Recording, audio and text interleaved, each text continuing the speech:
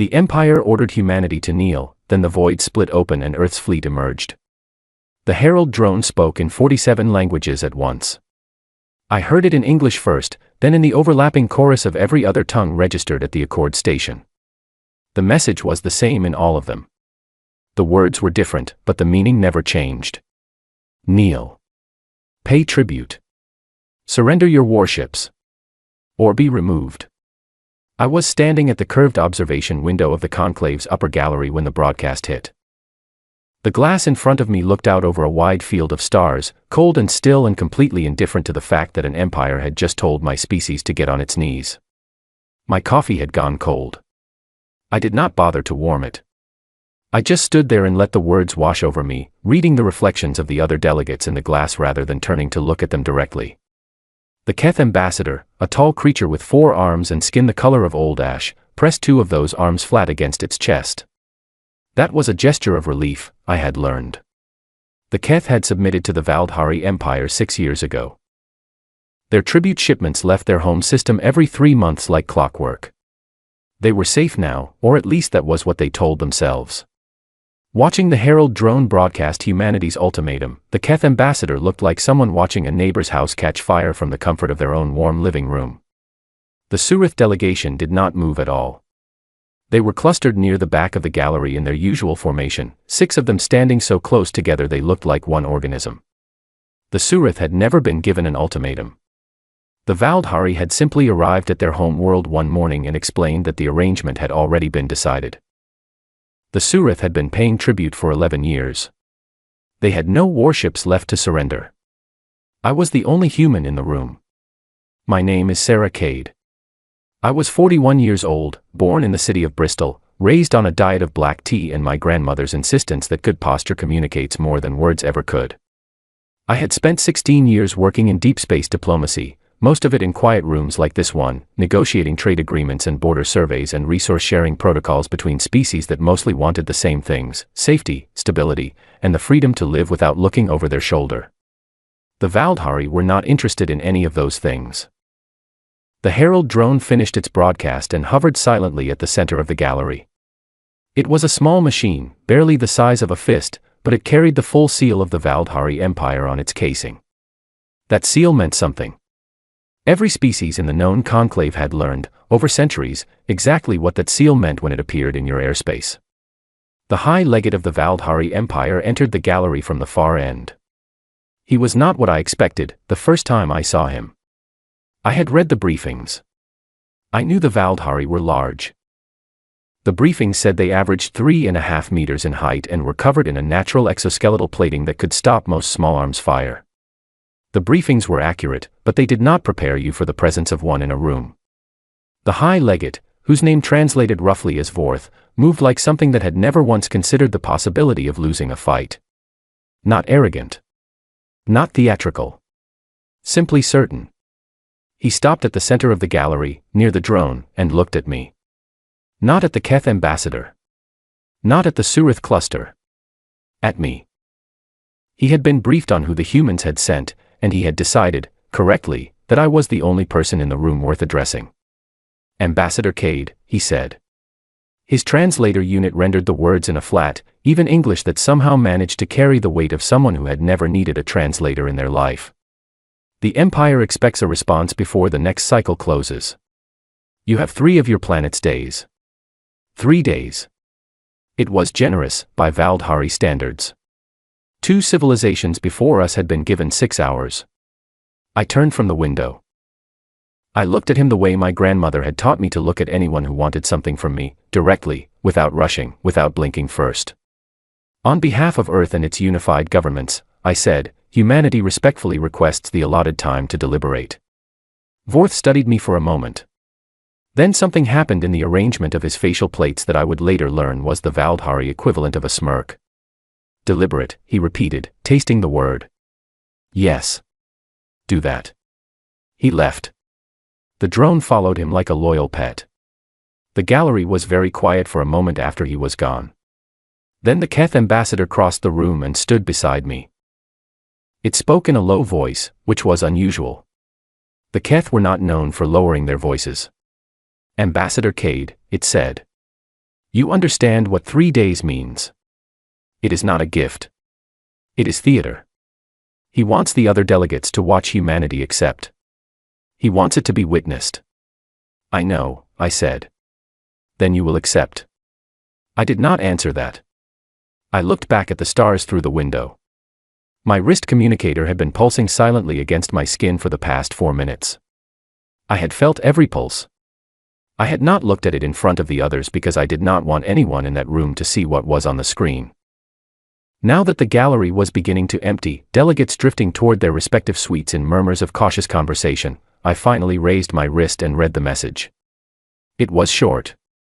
It was from Director Owen Cole of the Seoul Defense Directorate. It contained exactly 9 words.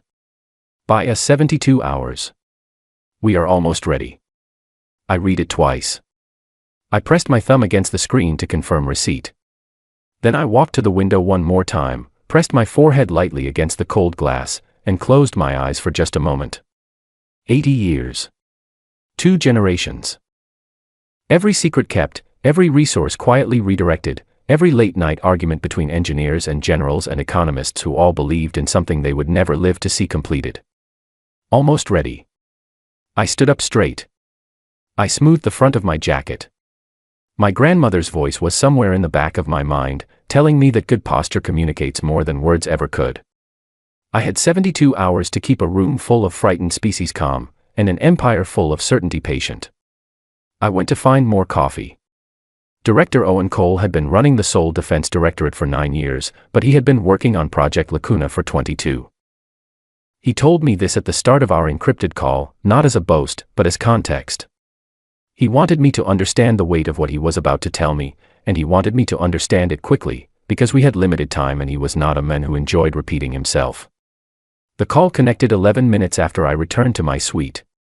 The screen showed his face in high resolution, a man in his early 60s with close-cropped gray hair and the kind of eyes that had looked at difficult information for so long they had simply stopped registering surprise. He was sitting in what I recognized as the deep operations room beneath the Directorate's main building in London, a room I had visited exactly once and been asked never to describe to anyone. Sarah, he said. Are you secure? Triple layered. I swept the suite an hour ago. Good. He folded his hands on the desk in front of him. I am going to tell you things that were above your clearance level until approximately 10 minutes ago.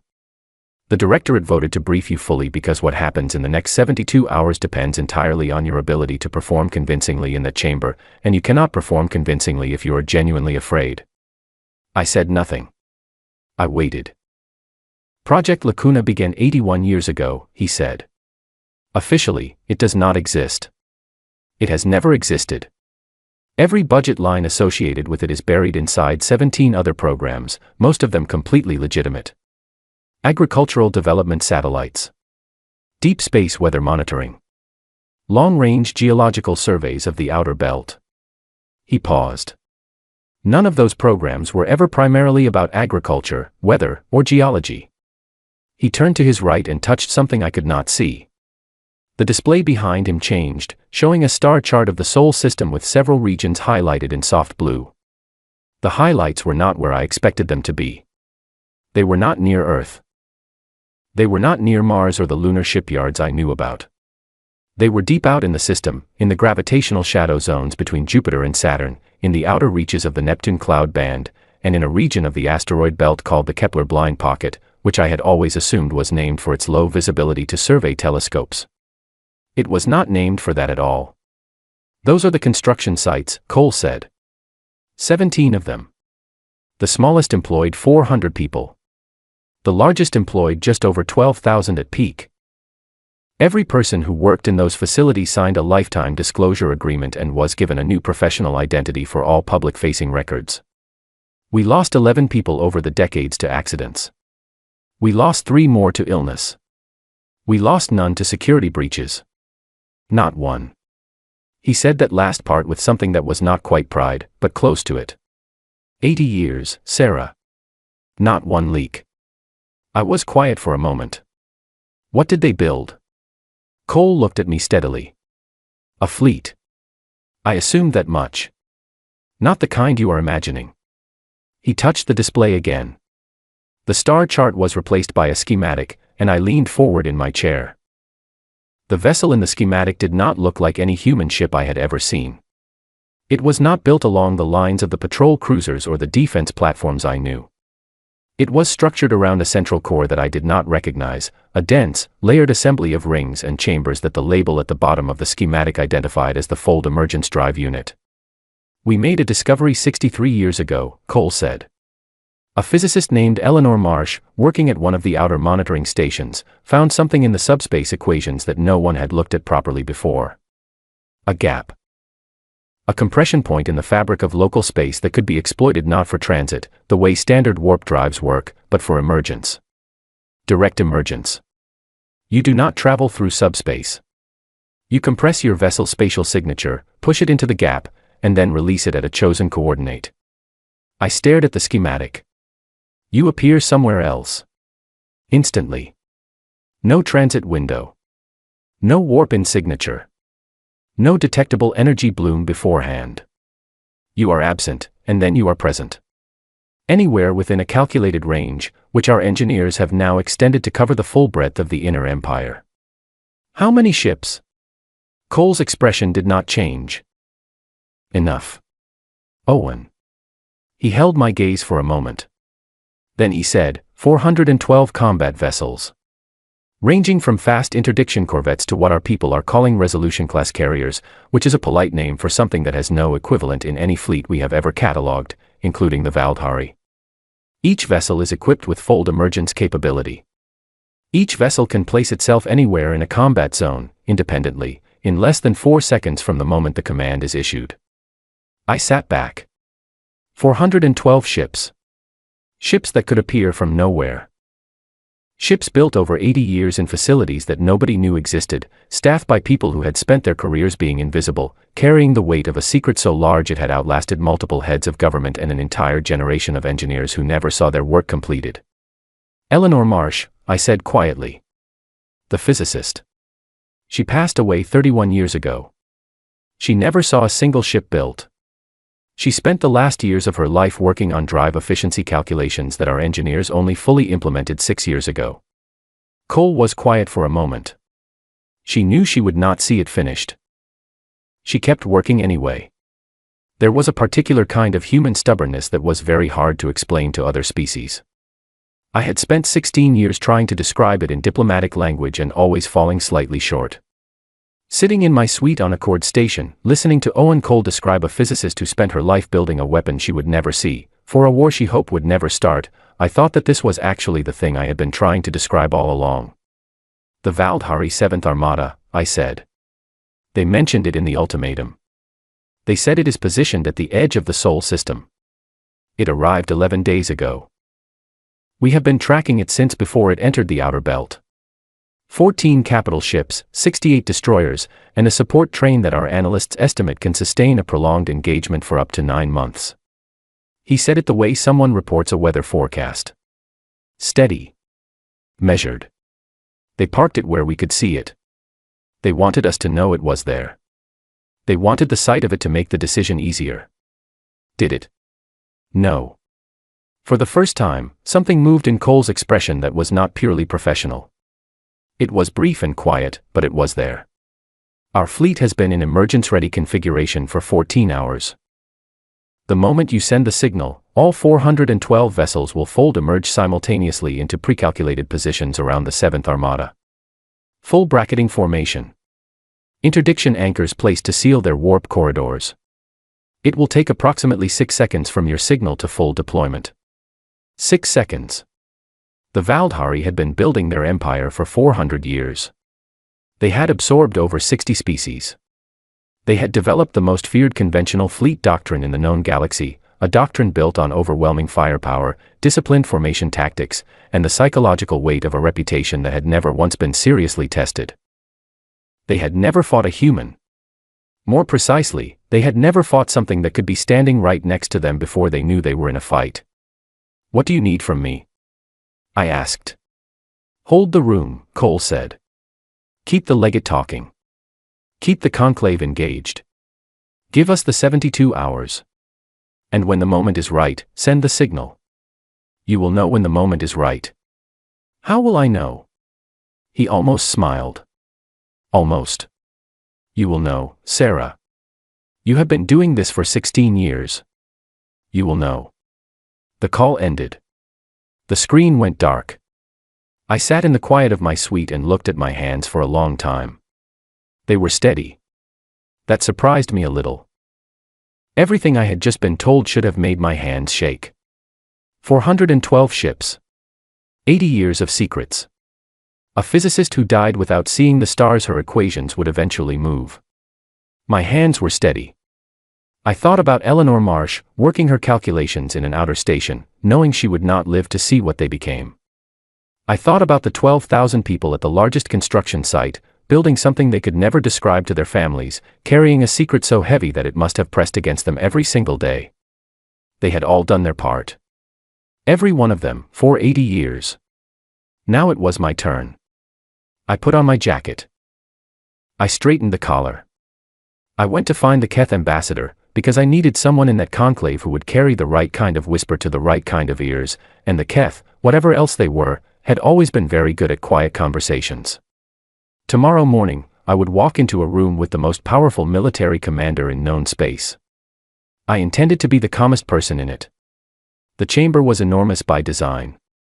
The conclave had built it that way 140 years ago, when the station was first commissioned, because the founders believed that the size of a room communicated something important about the intentions of the people inside it. A large room said, "We have nothing to hide." A large room said, "Come in, sit down, there is space here for everyone's concerns." A large room said, "We are not afraid of each other."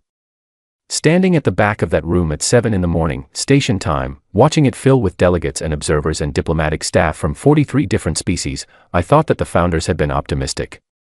The chamber did not feel open. It felt like a held breath. Every seat was occupied. Every species that maintained any kind of observer status at the conclave had sent someone, which told me that the word had spread overnight exactly as I had expected it to spread. The Valdhari ultimatum was the kind of event that people wanted to witness in person. Some of them wanted to see humanity submit and find comfort in the thought that they themselves had made the wiser choice. Some of them wanted to see what happened when a species refused, because the historical record on that particular outcome was very consistent and very grim. A few of them, I suspected, wanted to see something they could not yet name, some outcome they did not dare put into words because naming it would mean believing it was possible. I had spent the previous evening talking carefully to 4 different delegations. The Keth ambassador, true to form, had begun doing what I asked before I finished asking it. By midnight, station time, the shape of the conversation in the corridors was subtly different. There was still fear. There was still the low, constant murmur of species calculating their own safety against the probability of human survival. But there was also something else. Curiosity, perhaps. Or the first tentative seed of something that had not been present in this station for a very long time. I did not name it. Not yet. I walked to the podium alone. I had considered bringing someone with me.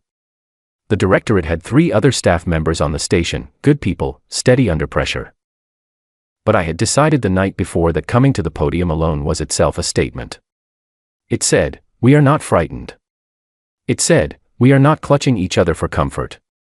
It said, "This is one person, representing one species, and she is perfectly fine standing here by herself." I straightened my jacket. I set my notes on the podium, though I did not intend to read from them. I looked out at the chamber.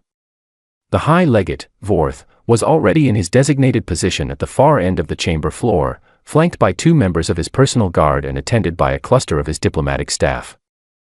He was not wearing the full ceremonial regalia I had been warned about, the layered conquest plates and the symbol chains that the Valdhari wore when formally accepting a species submission. He had not yet put that on. He was waiting to see if he would need it. He would not need it. I began. "Members of the conclave," I said. I did not raise my voice. The chamber's acoustic system was excellent. Distinguished delegates. I am Sarah Cade, appointed representative of Earth's unified governments. I am here this morning to deliver humanity's formal response to the Valdhari Empire's ultimatum, issued in this chamber 31 hours ago. The room was absolutely still. "We have deliberated," I said. We have considered the terms carefully, as requested. We have consulted with our governments and our people. I paused for exactly 2 seconds, long enough to be deliberate, short enough not to seem theatrical. Humanity's answer is no. For a moment, nothing happened. The chamber absorbed it.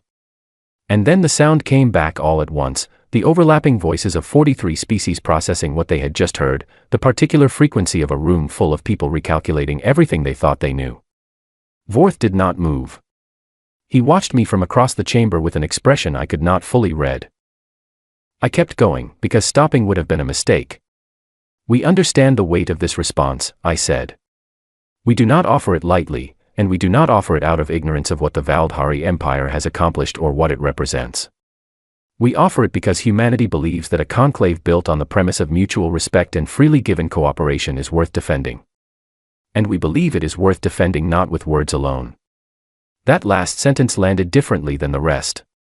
I saw it move through the chamber, saw delegates lean toward each other, saw the Keth ambassador go very still in a way that told me it was listening harder now. Vorth stepped forward from his position. He did not need a microphone.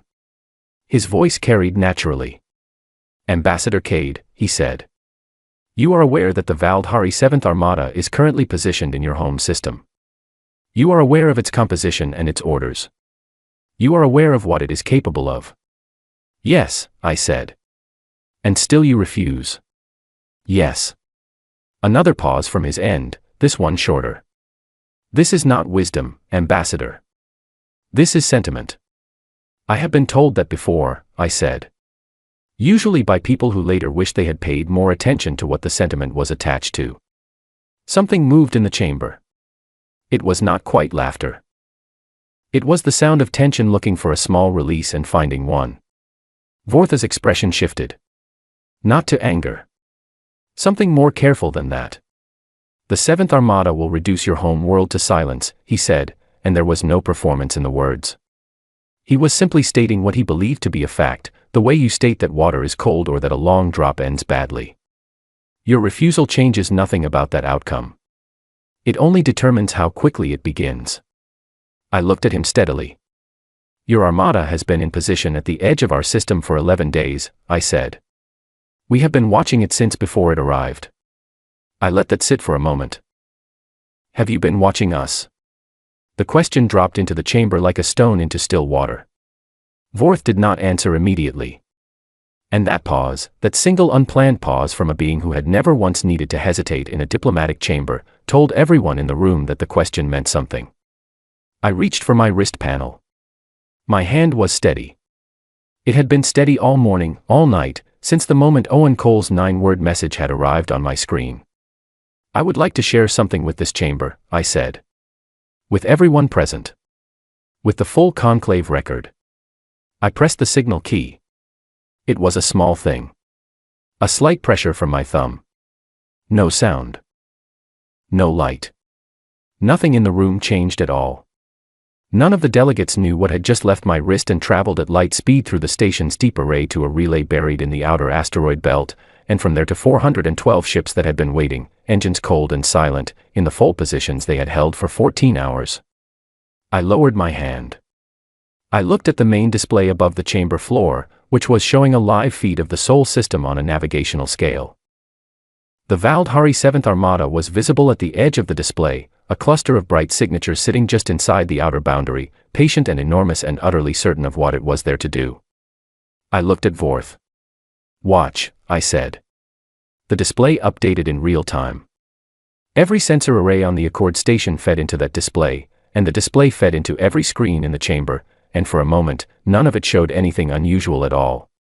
The Valdhari 7th Armada sat at the edge of the Sol system exactly where it had been. The system was quiet. Earth was a small blue marker near the center. The whole thing looked perfectly ordinary. Then the anomalies began. They did not look like anything the chamber had seen before. Not the familiar blue-white shimmer of a standard hyperspace emergence. Not the slow gravitational bloom of a warp corridor opening. They looked like the fabric of space itself was developing small tears. Dozens of them at first, appearing simultaneously around and within the Valdhari formation, each one lasting only a fraction of a second before a vessel came through and the tear sealed behind it as though it had never existed. Then hundreds. The chamber noise changed. It went from the low murmur of delegates watching a feed with professional attention to something closer to silence. Not the silence of boredom. The silence of people whose minds were working very fast and coming up against something they did not have a category for. I watched the display and felt something move through me that I did not have a clean name for. It was not triumph, exactly. It was more like the feeling of watching a very long promise finally keep itself. The ships appeared already in formation. That was the part that would be discussed by military analysts across the known galaxy for the next several decades. Not the emergence itself, remarkable as that was, but the discipline of it. Each vessel materialized at its assigned coordinate, in its assigned orientation, with its systems already active and its position already locked. There was no milling about, no period of reorganization, no vulnerable transition window while the fleet found its footing. They simply appeared, fully formed, in exactly the configuration their commanders had designed months before. 412 vessels. Every one of them surrounding the Valdhari 7th Armada at close engagement range, positioned above and below and to every side of every Valdhari capital ship and destroyer, the geometry of it so precise that it looked less like a military maneuver and more like something that had been sculpted. The Valdhari 7th Armada, one of the most formidable single-fleet deployments in the history of the known conclave, was bracketed so completely that not one of its vessels had a clear line of movement in any direction. And the interdiction anchors. They went in last, fold emerging into position a fraction of a second after the main fleet, 4 dozen small specialized vessels whose only purpose was to saturate the local space with suppression fields that collapsed warp corridor formation. The 7th Armada's ships could fire if they chose to. They could maneuver at sublight speeds if they chose to. What they could not do was leave. The chamber was completely silent. I looked at Vorth. He was looking at the display. His translator drones were still hovering at his sides, but they were not speaking because he was not speaking.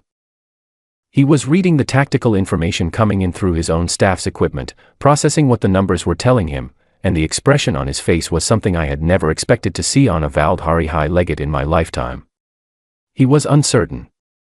Not frightened, not yet, but uncertain in the way that a being is uncertain when the world has just informed them, very clearly and with no room for argument, that a significant portion of what they believed about reality was wrong. "What," he said, finally, slowly, "are those ships?" His translator rendered the question in perfect English. It came out quieter than anything else he had said in that chamber. I looked at the display one more time.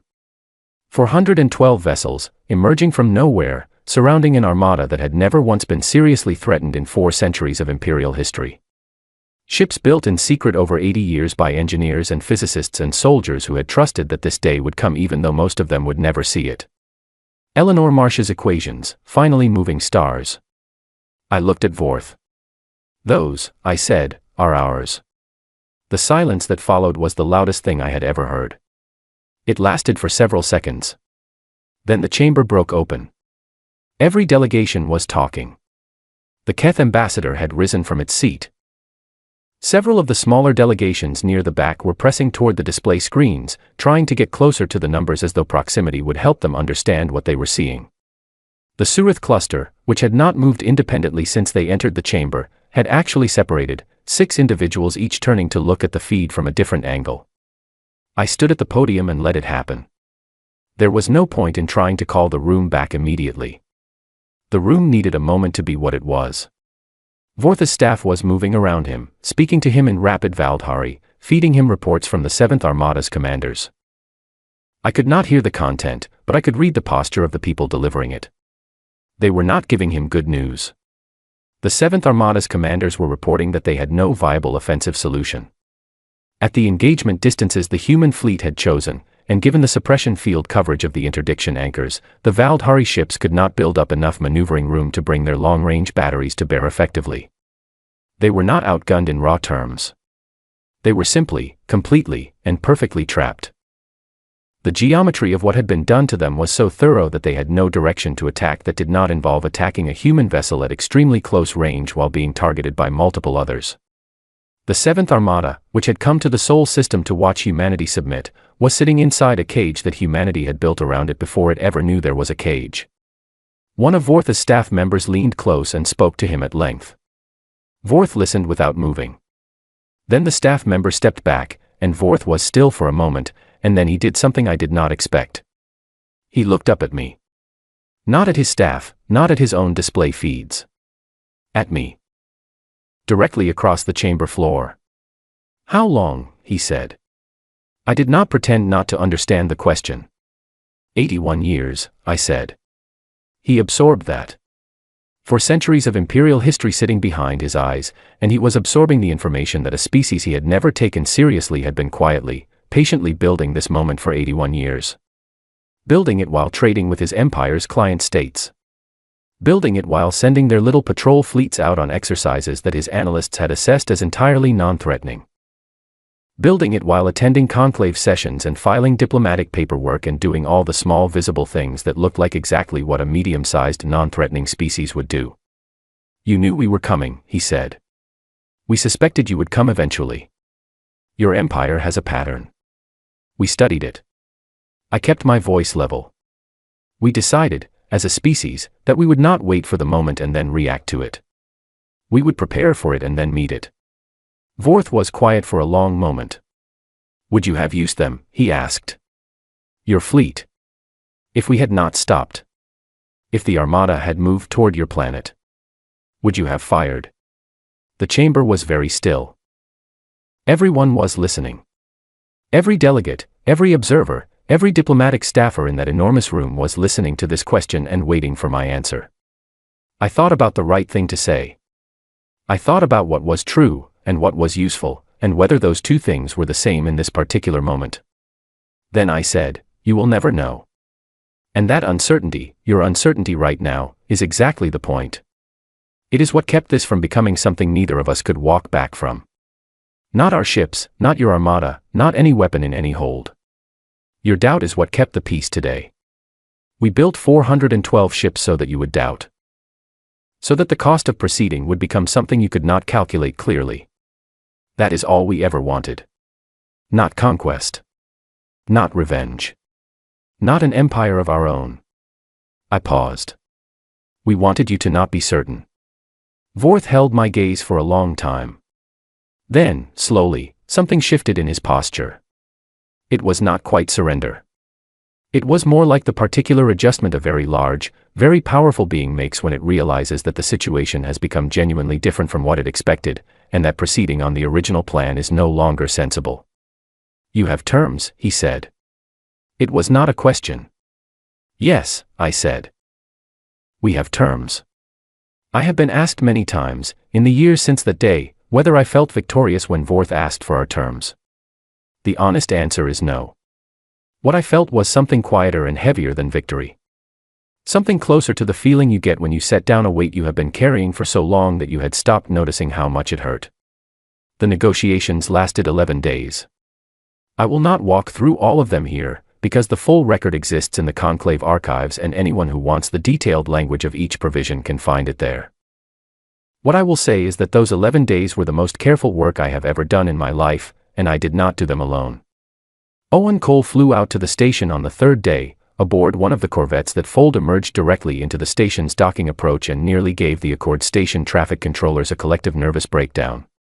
He brought with him a team of 6 specialists in imperial law, interspecies treaty construction, and economic restructuring. He also brought, at my specific request, a historian named Philip Marsh, who was Eleanor Marsh's grandson and who had spent his career studying the legal frameworks of conclave agreements. Philip was 44, quiet, with his grandmother's habit of writing equations on any flat surface he could find when he was thinking hard. He did not know, when he arrived, why I had asked for him specifically. I told him on his second day aboard the station, sitting in the small briefing room we had taken over as our working space, surrounded by documents and cold cups of tea. He sat with it for a while. "She never told anyone," he said eventually. "Not even my father. He knew she worked on something classified. He always assumed it was propulsion theory." "It was," I said. "Just not the kind anyone was expecting." He was quiet for another moment. Then he picked up his pen and went back to the treaty language in front of him, and that was all he said about it. But I noticed, in the days that followed, that he worked with a particular kind of focus. The kind that comes from understanding, fully, what you are working for. The terms we set were not punitive. That had been a long internal debate, going back months before the ultimatum was even issued, back to when the Directorate had begun contingency planning for this exact scenario. There had been voices, understandable voices, that argued for demanding reparations, for requiring the dismantling of the Valdhari military down to specified tonnage limits, for extracting maximum advantage from a moment of maximum leverage. I had argued against all of it. Not out of generosity toward the Valdhari, but out of practicality. An empire humiliated completely does not stay humiliated.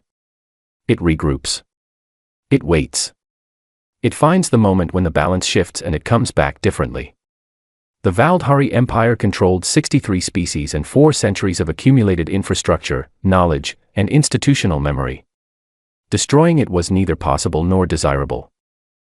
What was possible, and what we pursued, was reshaping it. The first provision was the one that mattered most to me personally. The 63 tributary species under Valdhari control were to have their submission agreements formally reviewed by a joint conclave commission within 18 months. Any species that wished to renegotiate its arrangement with the Empire would be entitled to do so, with conclave guarantors present. Any species that wished to exit its tributary relationship entirely would be free to do so, provided it agreed to a set of defined responsibilities under the new conclave charter. The Valdhari negotiated hard against this one. It took 4 days.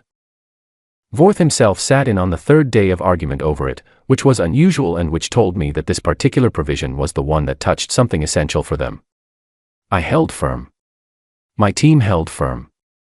Owen Cole, who had the patience of a man who had spent 22 years waiting for a project to finish, sat across the table from Valdhari legal representatives for 6 hours straight on the 4th day without raising his voice once.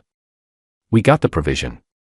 The second provision established a permanent human presence in the conclave as a guarantor power. Not a dominant power. Not an imperial power. A guarantor. The distinction mattered enormously, and Philip Marsh was the one who found the precise legal language that made it work, drawing on a framework from a 200-year-old conclave compact that most people had forgotten existed. He found it at 2 in the morning on the 7th day, let out a short quiet sound that was nothing like a shout but was absolutely a kind of triumph, and slid the document across the table to me without a word. I read it. I looked at him. "Your grandmother would have liked this," I said. He allowed himself a very small smile. "She liked anything that worked," he said.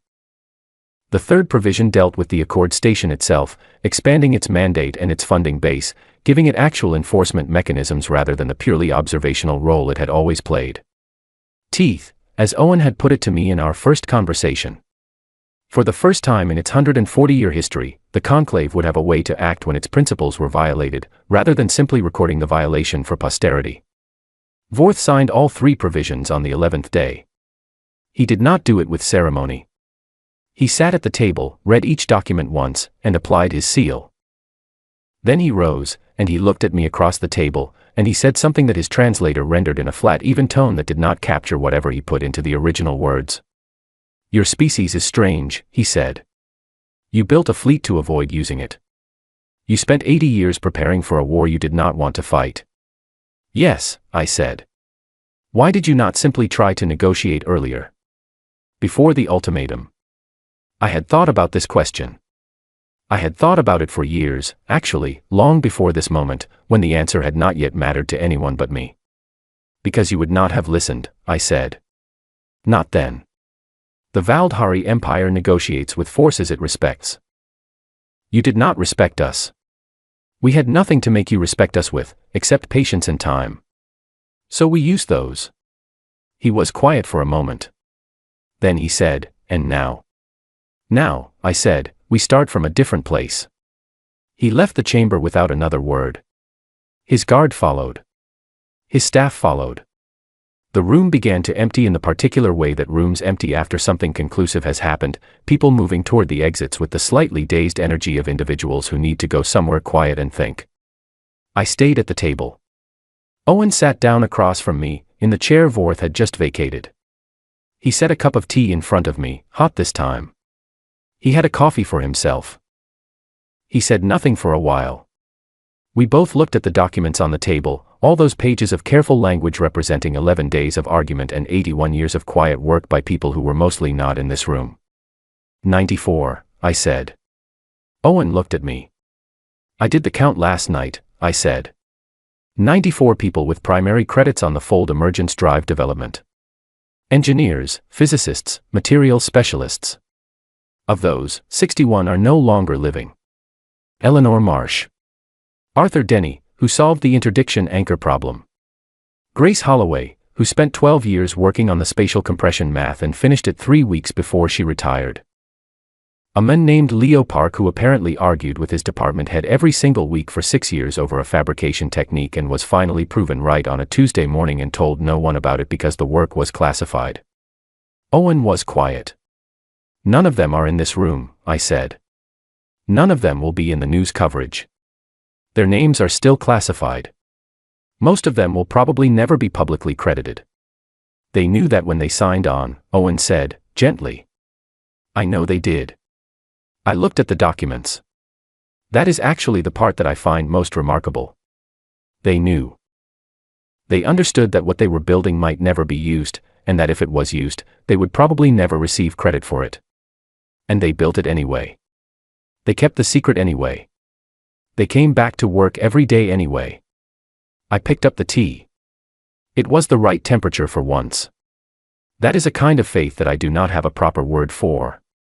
There probably is not one, Owen said. No, I agreed. Probably not. I stood up eventually. I collected the signed documents, because they needed to go into the formal archive. Philip was in the outer room, already cross-referencing the final language with the conclave's legal database, making sure every reference was correct before the submission was filed. He looked up when I came through. Done, he said. Done. He nodded, once, and went back to his work. I went to the viewport at the end of the corridor. The observation window there was smaller than the one in the gallery, just a narrow rectangle of clear material looking out over the station's eastern aspect, where there was nothing to see but open space and stars. The fold emergence fleet was gone. All 412 ships had dispersed back into their operational positions hours ago, sliding back into the dark the same way they had come out of it, without fanfare, without ceremony, leaving no trace. The Sol system on the navigation display, when I checked it on my wrist unit, showed the Valdhari 7th Armada in slow transit toward the outer edge. They were leaving. It would take them 11 days to clear the outer boundary at the transit speed they were traveling. They were not in a hurry. They were moving with the careful dignity of something very large that had decided to go somewhere else, and intended to do so without making it look like anything other than a choice. I stood at the viewport for a long time.